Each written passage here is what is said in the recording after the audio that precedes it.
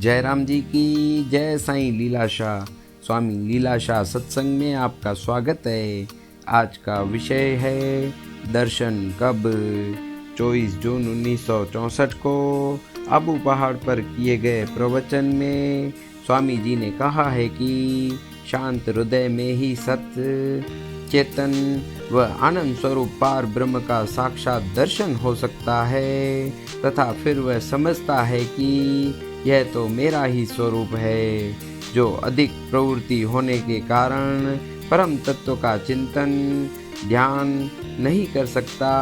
वह प्रवृत्ति में होते हुए भी अस्थि भांति व प्रिय का ध्यान करके सारे कार्य आदि कर सकता है। उस ध्यान द्वारा परम तत्व को प्राप्त किया जा सकता है तथा उसमें लीन हो जाता है। जयराम जी की भोग विषय भोग हम नहीं भोग रहे हैं, उल्टा वे ही हमें भोग रहे हैं। क्षण मात्र सुख के लिए बल बुद्धि आयु व स्वास्थ्य बर्बाद कर रहे हैं। वह क्षण भर का सुख भी भोगों में नहीं है, वह भी हमारे मन की स्थिरता होने के कारण, इच्छा निवृत्ति होने के कारण प्रतीत हो रहा है। तब जो आनंद मिला वह हमारी आत्मा का ही है, न कि भोग भोगने का। जयराम जी की इच्छा निवृत्ति से मन शांत होता है तथा आनंद मिलता है। सिर्फ वही सच्चा आनंद है।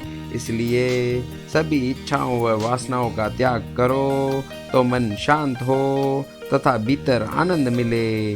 जो आनंद स्वरूप पार ब्रह्म परमेश्वर का स्वरूप है वह हम स्वयं हैं।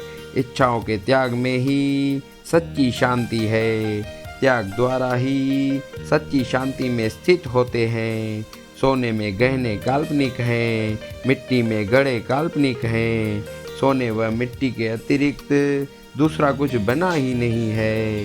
वैसे जगत भी ब्रह्म में कल्पित है, ब्रह्म के अतिरिक्त दूसरा कुछ बना ही नहीं है। जयराम जी की जय। साईं लीलाशाह।